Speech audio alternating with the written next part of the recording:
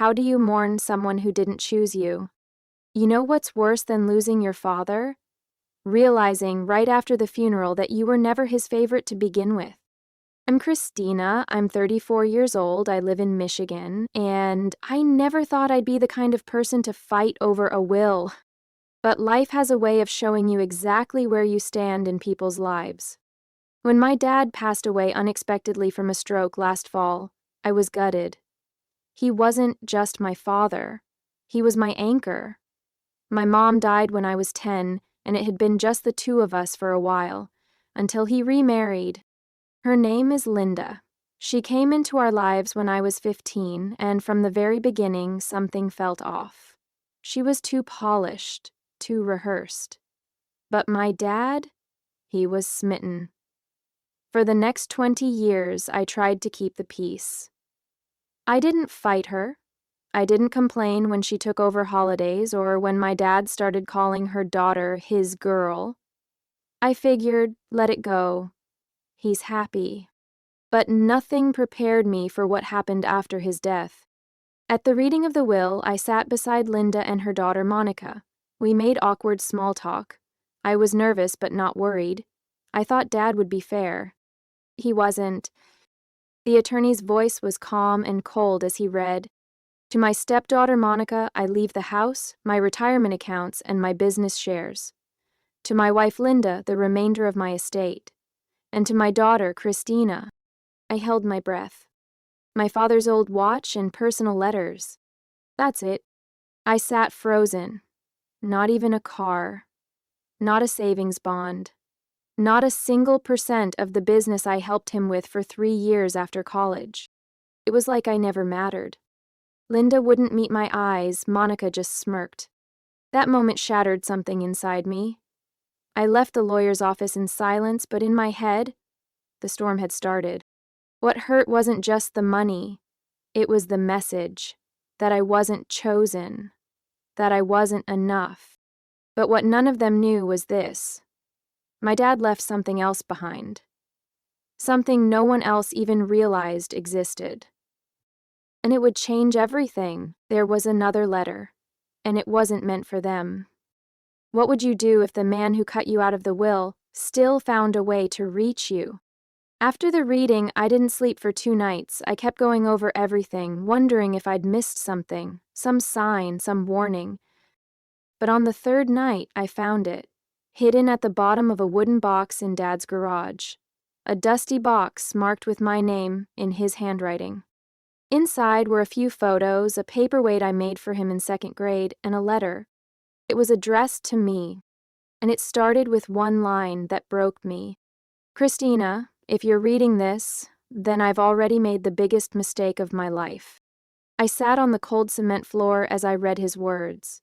He told me how Linda had pressured him for years to make things simpler, how he thought giving her and Monica the assets would keep the peace after he was gone. He even admitted he didn't update the will the way he should have. He said he'd planned to fix it, but then his health got worse, and he never got around to it. "I thought I had time," he wrote, "but you know me, I always underestimate how fast things change." I clutched that letter like it was a lifeline, because even though he didn't leave me anything tangible, he left me something deeper, the truth. He knew I'd be angry, but he also knew I was strong.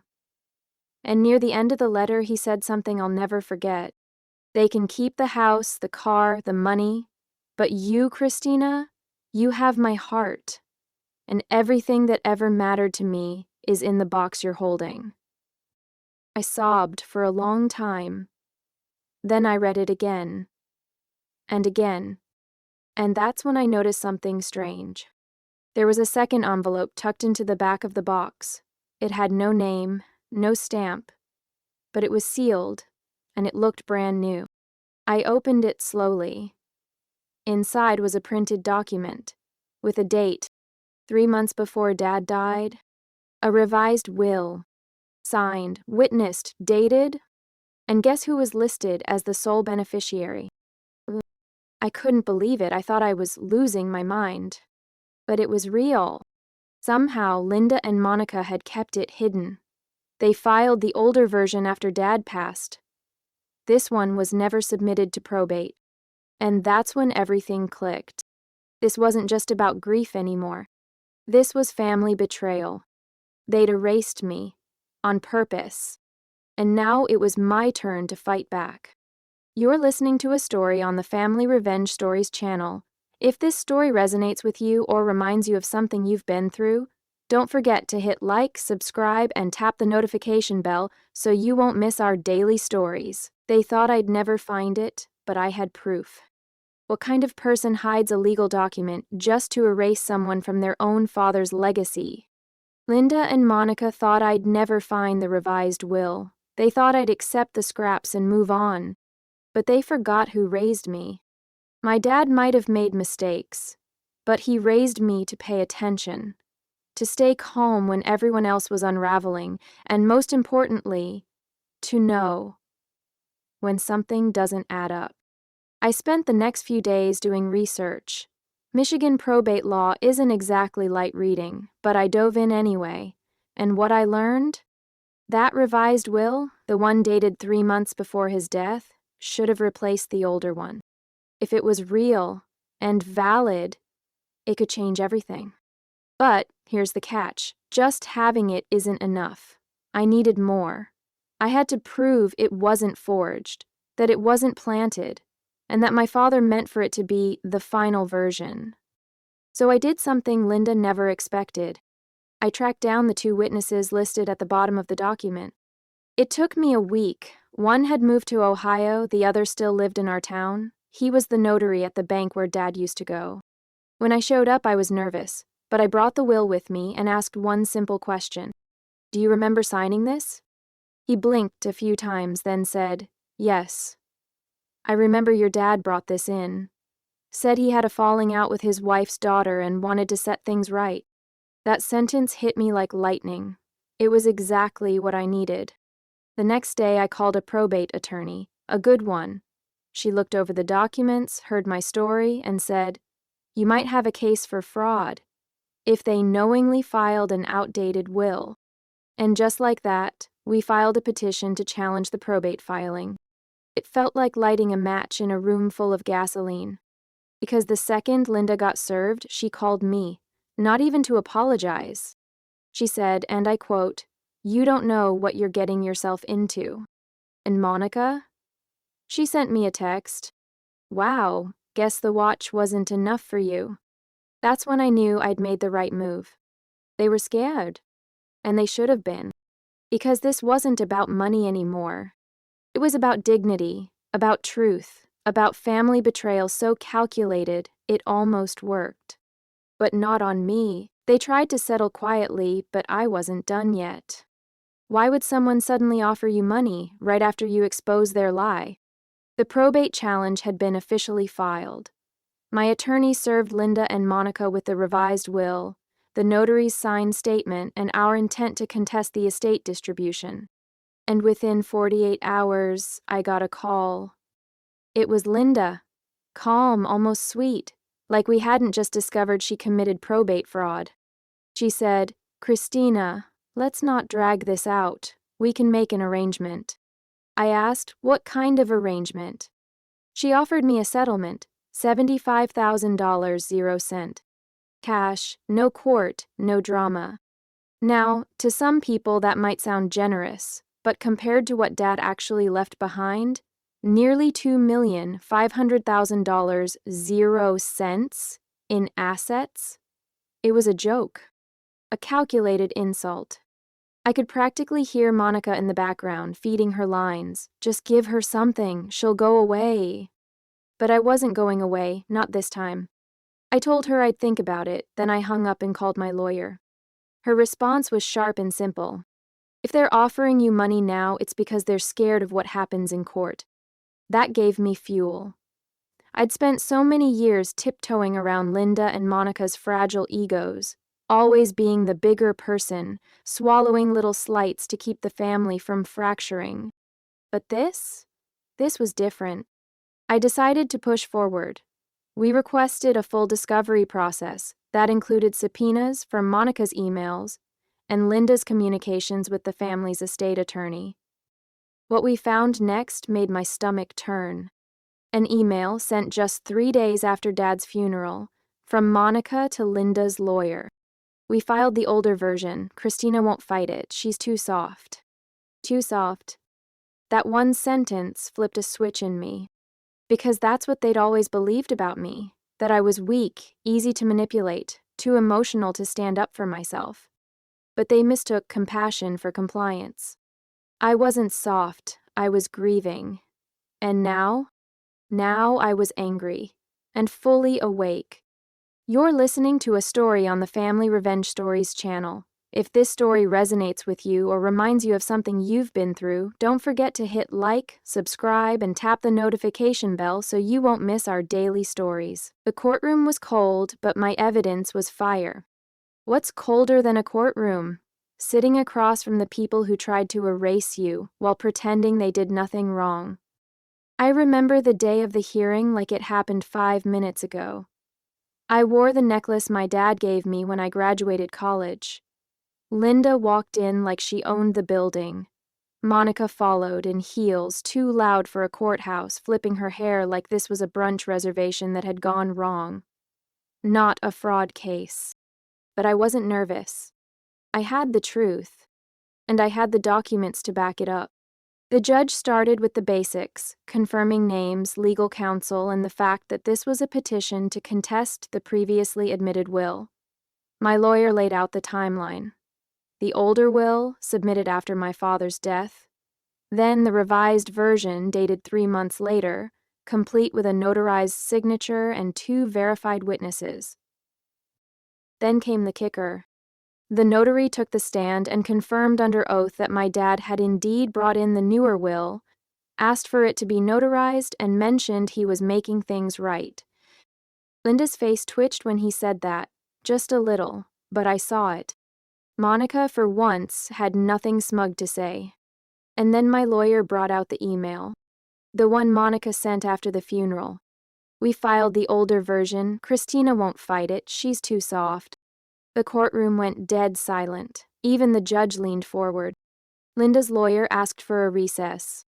I'll never forget what my attorney whispered to me while they huddled at the other table. You just cracked their case wide open. We weren't done yet, but momentum had shifted. And for the first time since my father died, I didn't feel powerless. I felt seen. I felt like I was finally standing in the space I was meant to.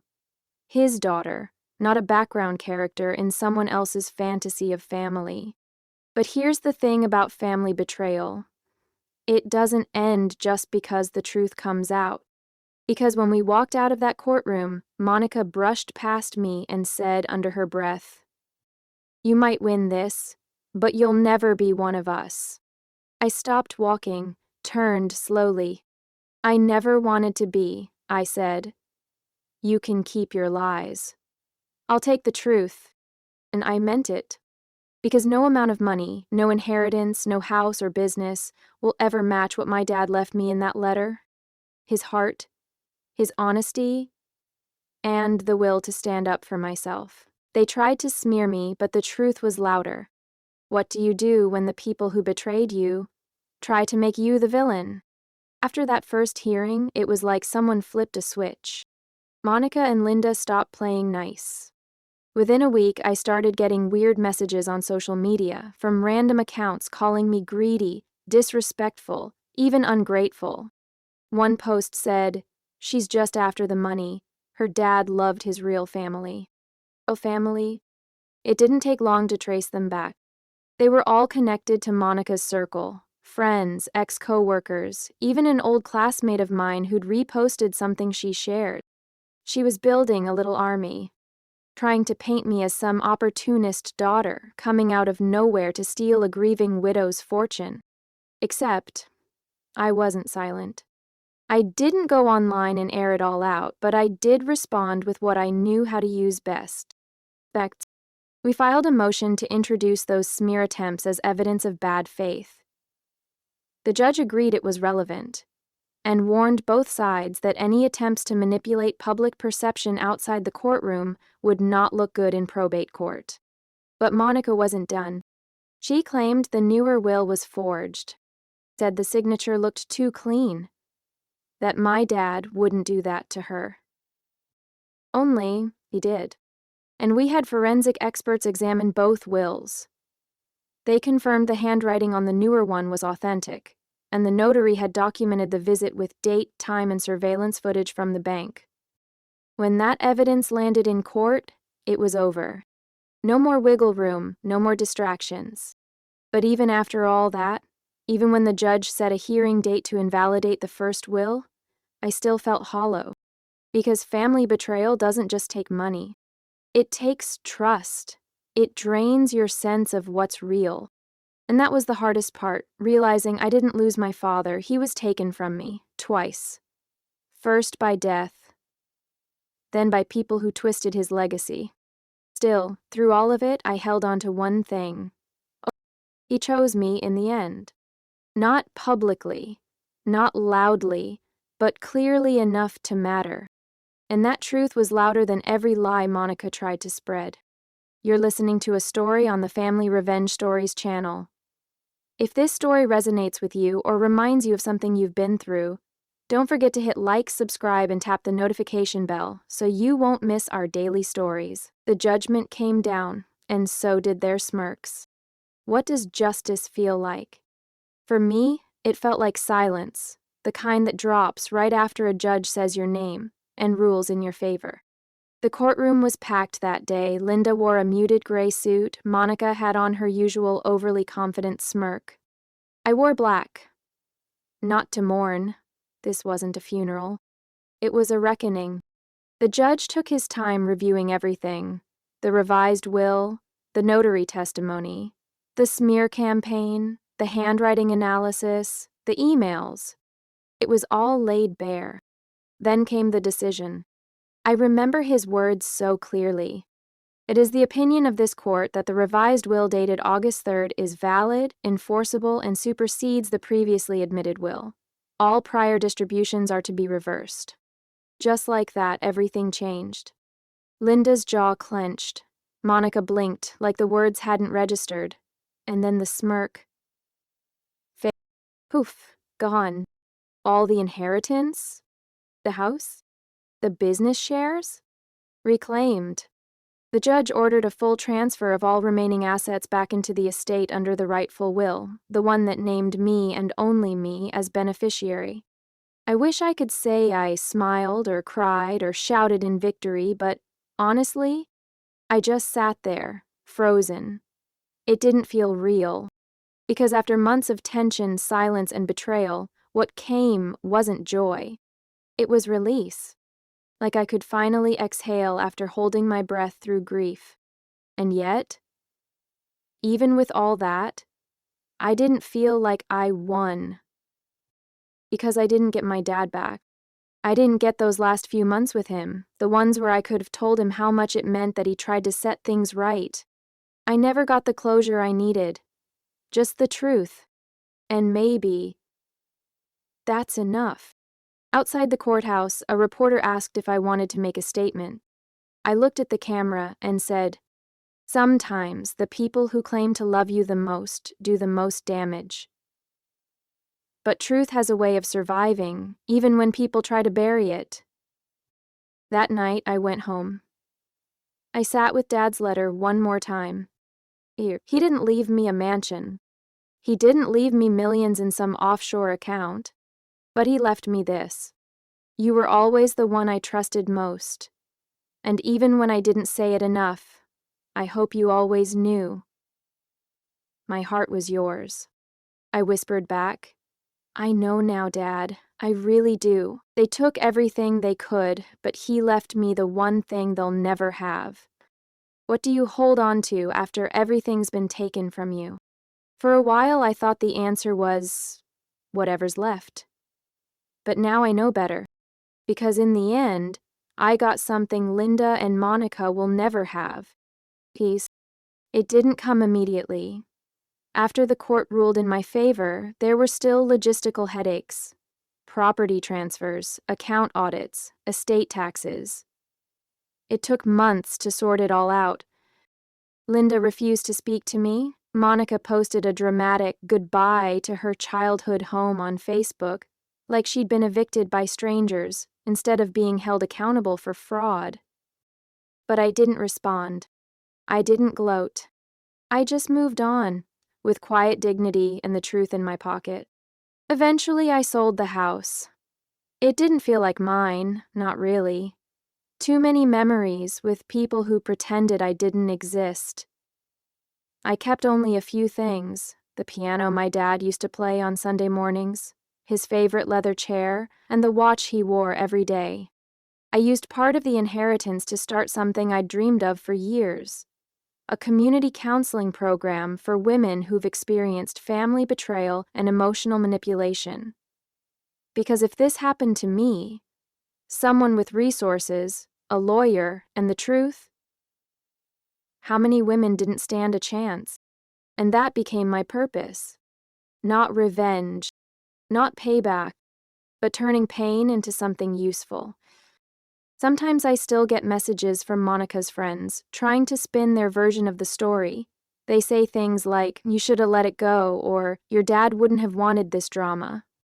But they don't know what he wanted. I do. He wanted fairness. He wanted his voice to matter even after he was gone. And thanks to that letter, his heart still speaks. I framed the last line of it and hung it in my office. It reads, "If they tell you I didn't love you, show them this. I don't need to prove anything anymore. Let them keep their stories. I've got the truth. I've got myself. And I've got the one thing they'll never take away, the part of him that never stopped choosing me." You're listening to a story on the Family Revenge Stories channel. If this story resonates with you or reminds you of something you've been through, don't forget to hit like, subscribe, and tap the notification bell so you won't miss our daily stories.